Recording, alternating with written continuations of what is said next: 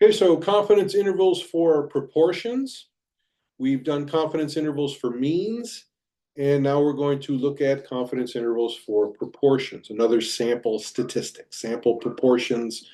We talked about the distribution of the sample proportion. We're interested in finding a confidence interval for an unknown population proportion, just like we were finding confidence intervals for unknown population means.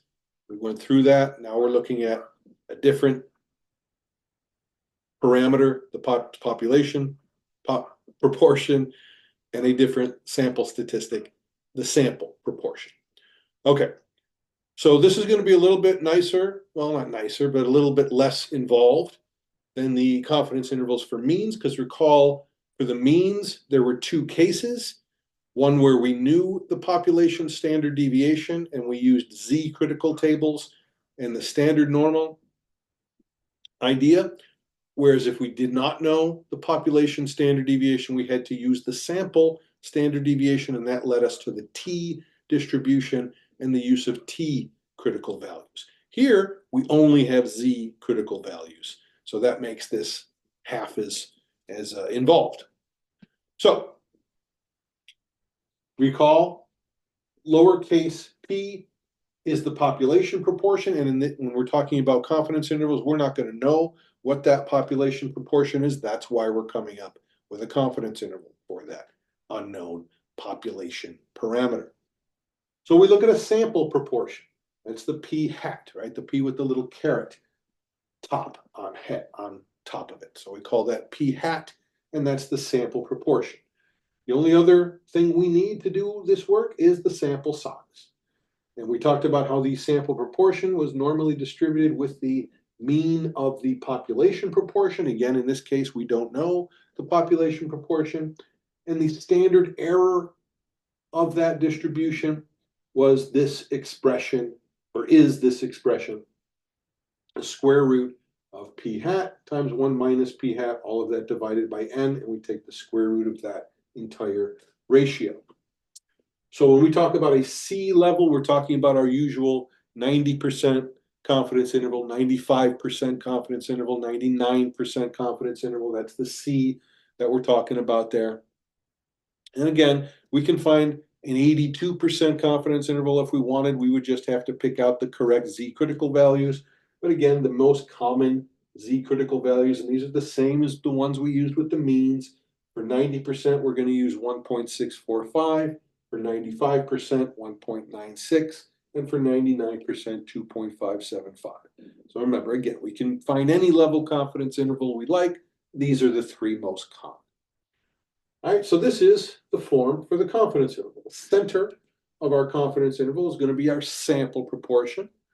And then we're going to go out to the left and right this many standard errors, right, or standard deviation of the sampling distribution of the statistic that we're using.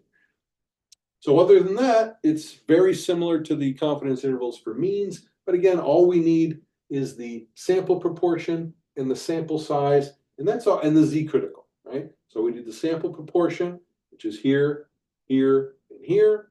We need the sample size, and we need the appropriate z-critical value. So to show an example of this, let's just say we take a sample of 2,138 Americans and we ask them if they've traveled to Europe, if they've visited Europe. And we get 998 that say yes, that they have traveled to Europe. And we want to know a little bit about the population proportion. What's the proportion of Americans that have visited Europe? So we took a sample, we got an answer, and now we want to find out our we'll say a 99% confidence interval for the unknown population proportion of Americans who have visited Europe. All right, so our first step is to find the sample proportion. So that's pretty easy, right? 998 out of 2,138 gives us our sample proportion.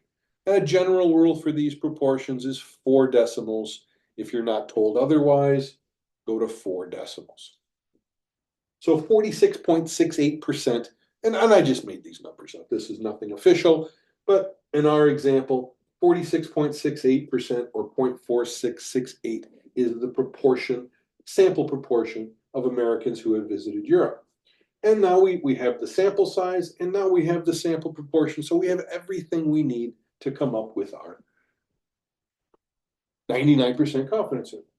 So sometimes it's nice to calculate the standard error first, just to get the number. So this is the standard error, right? This part here, which is the same thing we're using here, right? We're going out that many, Z critical, that many of these standard errors.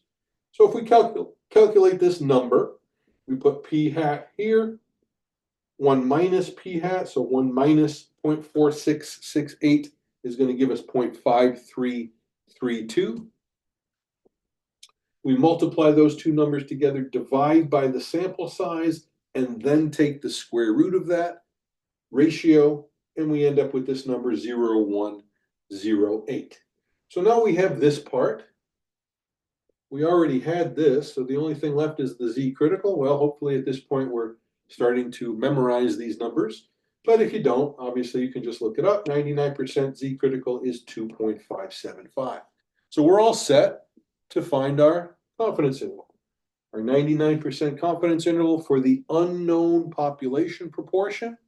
The center of that confidence interval is the sample proportion. And then we're going out in either direction, both directions, left and right, this many standard errors. All right, so if you multiply the Z critical by the standard error, you should get this number. And then you're going to take this number and subtract that, and this number and add that. Always put the lower end to the left. So 4668 minus 0.278 leaves us with 0.439.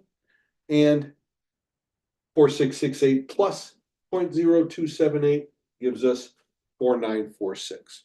So with 99% confidence, we can say, now actually the meaning of the confidence interval is, it's a little different than saying we're 99% confidence that the value is in that interval.